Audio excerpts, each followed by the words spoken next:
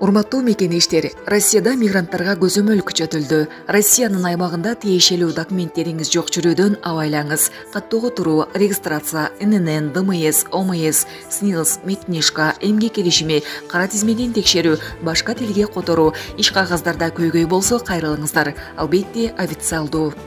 Урматтуу мекенеш, документиңизди тактап толуктап алыңыз. Байланыш номерибиз +7 906 875 15 15.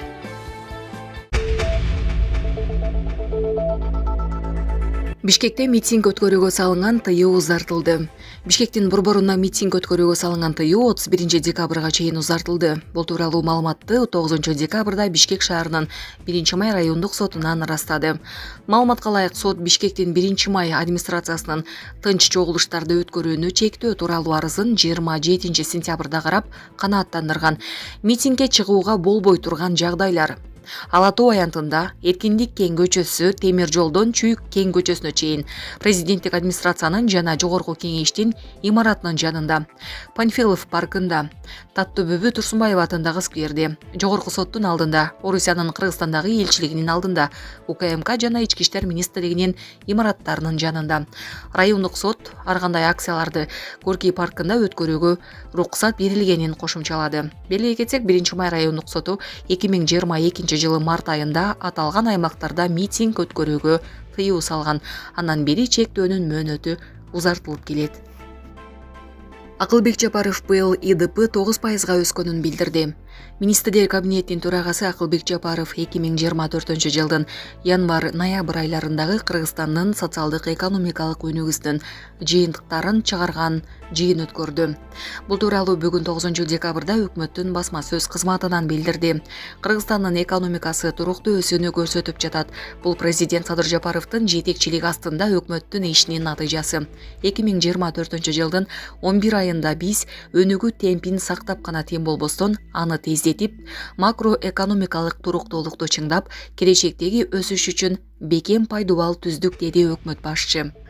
Улуттук статистика комитетинин алдын ала маалыматы боюнча, быйылкы жылдын январь-ноябрь айларында ички дүң продуктунун көлөмү 1 миллиард 225 миллион 950 миң сомду түзүп, реалдуу өсүү темпи 109%ды түздү.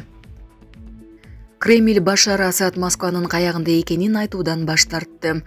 Орус президентинин басма сөз катчысы Дмитрий Песков Кремль Сириянын президенти Башар Асадтын жайгашкан жери тууралуу эч нерсе айта албай турганын билдирди.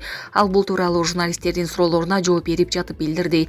Ошондой эле Песков Владимир Путиндин расмий программасында Асад менен жолугушуу жок экенин белгилеген.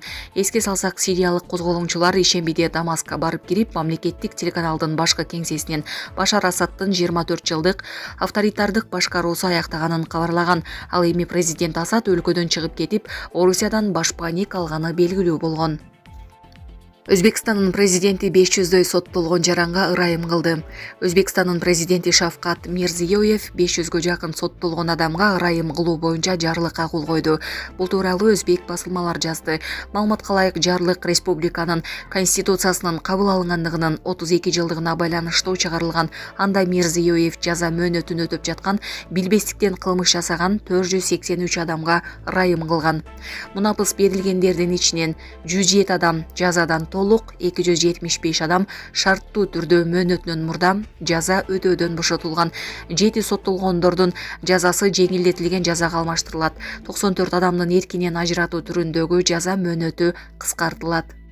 Кечирим берилгендердин арасында 25 чет мамлекеттин жараны, 32 аял, 60 жаштан жогору 5 эркек, 104 жашы жетелик өспүрүм, ошондой эле тыюу салынган уюмдарда катышкан 6 киши дагы бар. Ал эми калгандары 30 жашка чейинки жарандар. Ошону менен катар жооптуу министрликтерге ырайым кылынган жарандардын социалдык адаптацияланышына, пайдалуу эмгекке тартылышына, сергек жашоо образын тандоосуна, коомдо татыктуу ордун ээлөөсүнө көмөк көрсөтүү тапшырмасы коюлган. Туркияда тек учак кулап 4 аскер набыт болду. Туркиянын түштүгүндөгү Спарта провинциясында аскердик тик учак кулап 4 аскер каза болду. Бул тууралуу чет элдик басылмалар провинциянын губернатору Абдуллах Эринин билдирүүсүнө таянып жазышууда. Ал тик учак кечи борлук конушунда машыгуу учурунда май коюучу жайдын жанына кулаганын айткан. Учурда 4 аскер каза болду. Биздин эсептөөлөр боюнча тик учакта 5 адам болгон деген Эрин жергиликтүү телеканалдардын бирине маалымат берип, ошондой эле ал куткаруучулар 5-жоокерди издөө иштерин жүргүзүп жатышканын кошумчалады.